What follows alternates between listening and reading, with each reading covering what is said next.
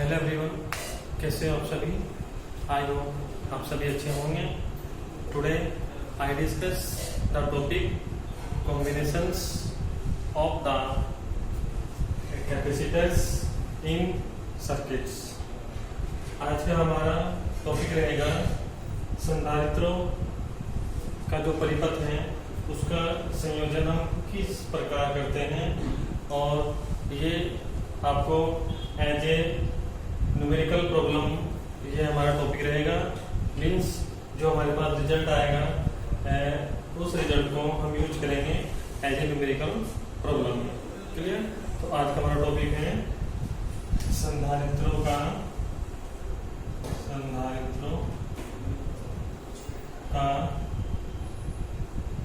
संयोजन परिपथ। ठीक, तो ये टॉपिक आपका न्यूमेरिकल प्रॉब्लम के लिए स्पेशल है। और आइए बात करते हैं किसी भी कैपेसिटर्स का जो हम सर्किट्स फॉर्मेट करते हैं कॉम्बिनेशंस, वो हम टू कैटेगरी में करते हैं, टू टाइप से करते हैं। फर्स्ट है हमारे पास capacitors in series, capacitors in parallel, means श्रेणी क्रम में। नंबर 2 समांतर क्रम में। क्लियर है। तो किसी भी संधारित्रों का जो संयोजन है उनका जो परिपथ हम बनाते हैं वो मुख्यतः 2 प्रकार से बनाते हैं, श्रेणी क्रम में और इसमें समांतर क्रम में। इसका रीजन हम न्यूमेरिकल प्रॉब्लम में बताएंगे क्यों उनको बनाते हैं। तो आइए फर्स्ट हम बात करते हैं कैपेसिटर्स इन सीरीज, मीन्स संधारित्रों का जब श्रेणी क्रम लेते हैं तो उसमें क्या कंडीशन होती है। इसके लिए हमने ये फिगर सर्किट नंबर 1 स्केच किया हुआ है। इसमें हमारे पास इक्वल चार्ज है, प्लस क्यू चार्ज हमने इसको प्रोवाइड किया है, समान आवेश दिया है, और हमारे जो कैपेसिटेंस हैं C1, C2 और C3 अलग अलग हैं, और पोटेंशियल डिफरेंस है V1, V2 और V3। क्लियर। और हमने इसको कोई बैटरी वोल्ट को क्या किया है, प्रोवाइड किया हुआ है। क्लियर। और हमने यहाँ पे कोई 2 पॉइंट लिए A और B। तो इन 2 बिंदुओं के बीच हमें निकालनी है तुल्य धारिता। क्लियर है। तो जब भी हम बात करेंगे श्रेणी क्रम में जब संयोजन लेंगे तो उसमें आवेश तो रहेगा समान, और विभवांतर क्या रहेगा, भिन्न भिन्न रहेगा, अलग अलग रहेगा। ठीक है। तो इसके लिए हमने कंडीशंस लेटर्स की हैं। Letters consider 3 capacitors C1, C2 and C3 and potential difference are V1, V2 and V3। माना हमारे पास कोई 3 संधारित्र हैं C1, C2 और C3, और विभवांतर हमारे पास V1, V2 और V3 है। क्लियर। तो हमें निकालना है A और B के बीच इक्विवेलेंट कैपेसिटेंस निकालना है। तो उसके लिए हमने condition the 10 potential between A and B will B, means बिंदु A और B के बीच जो विभवांतर है वो कितना होगा।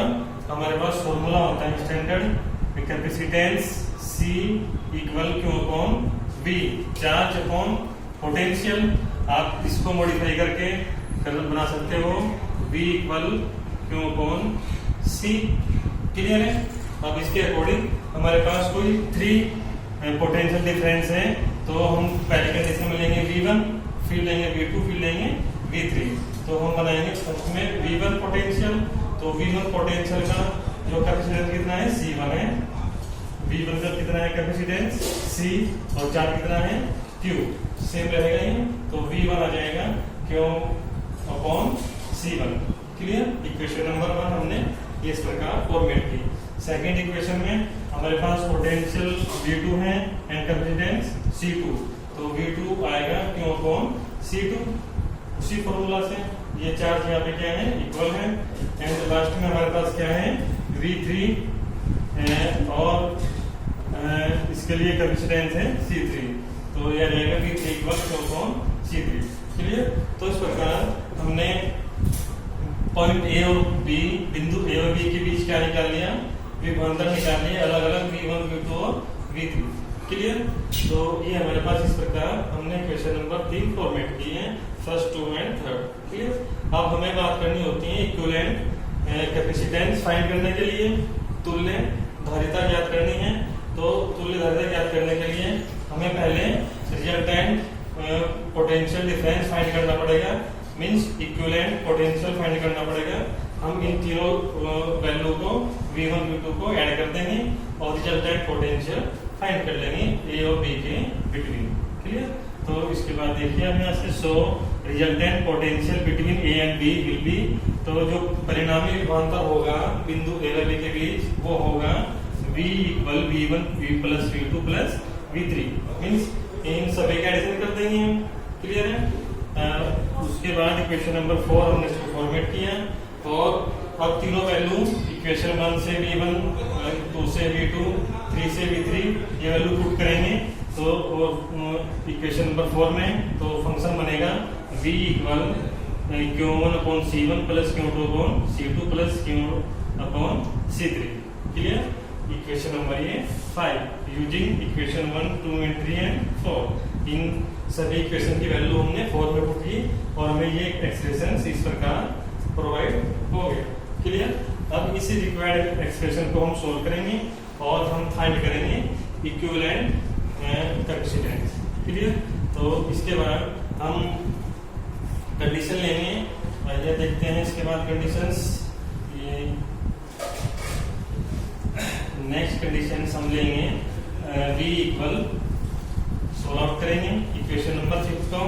तो ये बनेगा V इक्वल, यहाँ से चार्ज कॉमन आ जाएगा, इक्वल है तो ये बनेगा क्यों, इसको बाहर लेंगे तो अंदर बचेगा ब्रैकेट में 1 upon C1 plus 1 upon C2 plus 1 upon C3। Clear है। और ये आपकी इक्वेशन नंबर 6। क्लियर है। तो ये हमने फाइंड कर लिया है क्या, रिजल्टेंट पोटेंशियल। क्लियर। अब हम बात करेंगे इक्विवेलेंट कैपेसिटेंस फाइंड करने के लिए।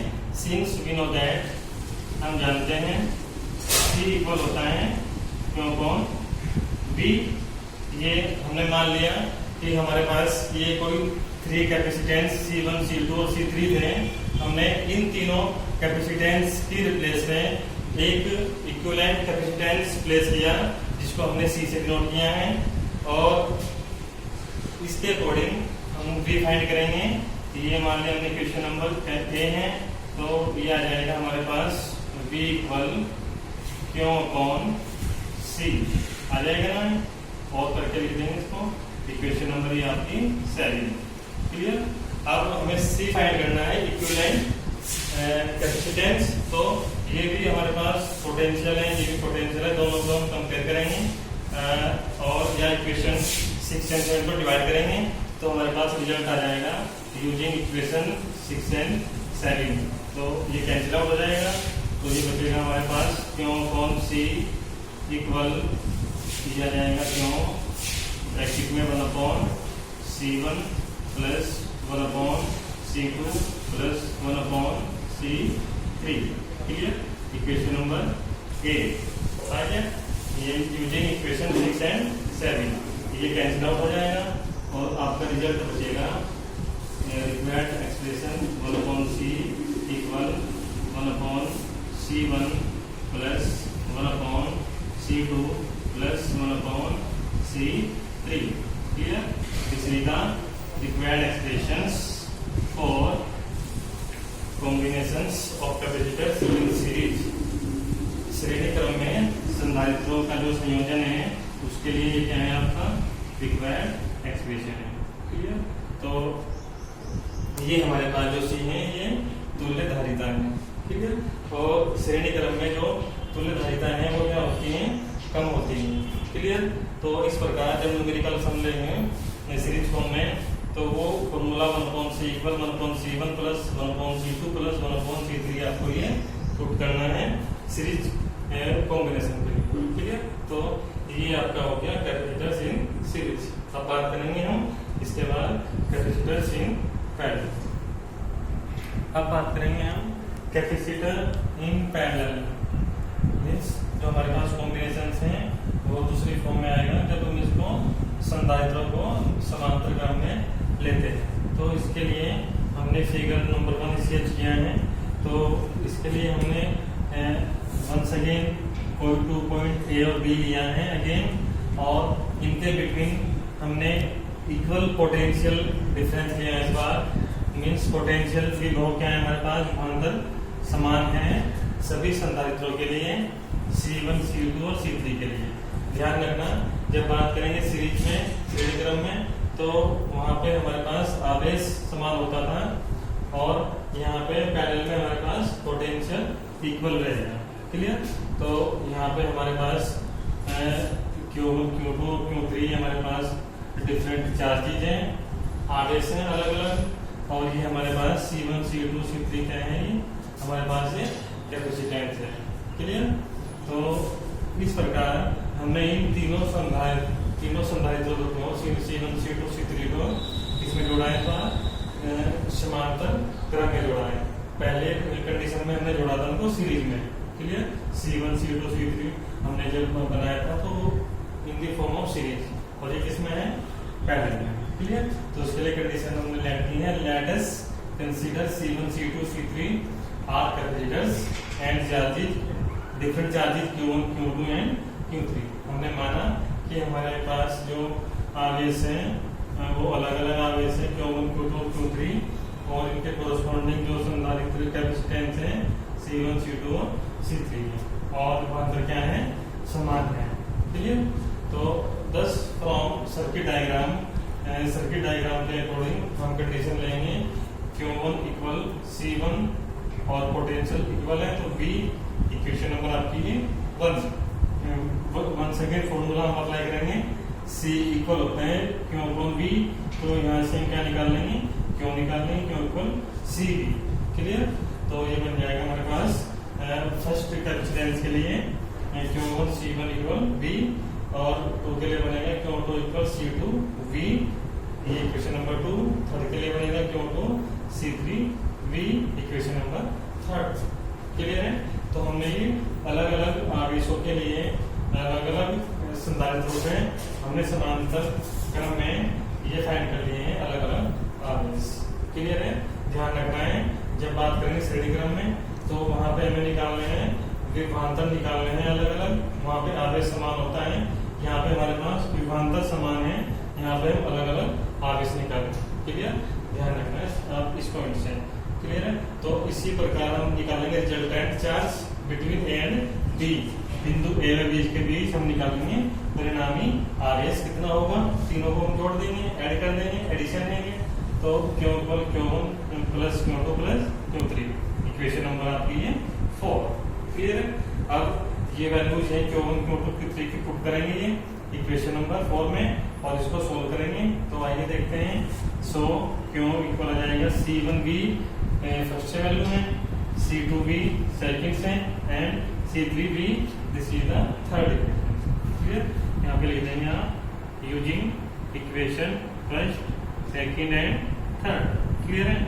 और इसको हम सोल्व करेंगे तो Q इक्वल आ जाएगा, B कॉमन आ जाएगा क्योंकि इक्वल है, तो बनेगा C1 plus C2 plus C3, equation number 6। तो ये हमारे पास अलग अलग संधारित्रों के लिए परिणामी आवेश आ चुका है इक्वेशन नंबर 6 में। अब हम इन तीनों संधारित्र की जो धारिता है उनके स्थान पे एक तुल्य धारिता का कैपेसिटेंस हम यहाँ पे ऐड करेंगे या इसको जोड़ेंगे, तो उस समय फॉर्मूला बन जाएगा हमारे पास Q इक्वल CV। क्लियर? हमने तीनों संधारित्रों के स्थान पे एक ऐसा संधारित्र लगाया है जिसकी तुल्य धारिता कितनी है, C है। क्लियर? तो यह जाएगा Q इक्वल CV, पोटेंशियल भी होगा और आवेश क्यों होगा। क्लियर? अब इन इक्वेशन को सोल्व करेंगे और हम रिक्वायर्ड एक्सप्रेशंस फाइंड करेंगे। फंक्शन बनेगा CV equal V C1 plus C2 plus C3, equation number ये आपकी है। ये कैंसिल आउट हो जाएगा और आप इसको सोल्व कर लेंगे हम। लास्ट एक्सप्रेशन आ जाएगा आपका बी से, बी कैंसिल आउट, तो सी को आ जाएगा C1 plus C2 plus C3। Clear? तो ये आ गया आपका required expression in the form of capacitors in parallel. Clear? तो जब भी बात करेंगे हम समांतर क्रम में संधारित्रों का जो संयोजन है, इसमें जो तुल्यधारिता क्या होती है, अधिकतम होती है, मैक्सिमम होती है, और साइड क्रम में क्या होती है, नहीं होती। ठीक है? तो ये दोनों आर्टिकल हमारे न्यूमेरिकल प्रॉब्लम के लिए यूजफुल रहेंगे, और हम उनमें इक्विवेलेंट कैपेसिटेंस फाइंड करेंगे सर्किट को पैरेलल और सीरीज में कनेक्ट करके। क्लियर? तो एक बार रिवाइज कराते हैं इस फील्ड से। फर्स्ट सीरीज के लिए हमने लिया था, जब सीरीज में कॉम्बिनेशन लिया था तो वहाँ पे हमारे पास चार्ज इक्वल था और पोटेंशियल डिफरेंट थे और कैपेसिटेंस भी क्या थे, डिफरेंट। तो उसके अकॉर्डिंग हमने फाइंड किया था फर्स्ट कंडीशंस जब हमने इनको सीरीज में कनेक्ट किया था। ठीक है? और इसके लिए कंसेप्ट है, इसमें पोटेंशियल हमारा क्या होगा, इक्वल होगा, और चार्जेज और कैपेसिटेंस क्या होंगे, डिफरेंट होंगे। क्लियर? उसके बाद हम उन इक्विवेलेंट रेजिस्टेंस इक्विवेलेंट पोटेंशियल निकालते हैं सीरीज में, और यहाँ पे निकालते हैं इक्विवेलेंट चार्ज। ठीक है? उसके बाद हम equivalent potential equivalent charge find करने के बाद हम तीनों कैपेसिटेंस के रिप्लेस पे कोई ऐसा कैपेसिटेंस लगाते हैं जिसकी इक्विवेलेंट जो कैपेसिटी है, कैपेसिटेंस है, वो क्या है, C है। तो उसके बाद हम इनको कंपेयर करके रिक्वायर्ड एक्सप्रेशन फाइंड करते हैं। वहाँ पे आएगा हमारे पास 1/C की फॉर्म में 1/C equal 1/C1 plus C2 plus C3। उसमें हमारे पास जो कैपेसिटेंस है क्या रहेगा, लो रहेगा, कम रहेगा, और इसमें आएगा C equal C1 plus C2 plus C3, इसमें रहेगा ये हाईएस्ट। ठीक है? तो इस प्रकार ये दोनों आर्टिकल आपको इस प्रकार कंप्लीट करने हैं, और इनके प्रॉब्लम्स हम नेक्स्ट वीडियो में लेके आएंगे, और ये न्यूमेरिकल्स के लिए आपका आर्टिकल। क्लियर? तो जो भी कमेंट्स आपके होंगे बाय कमेंट्स आप पूछ सकते हैं। Thanks for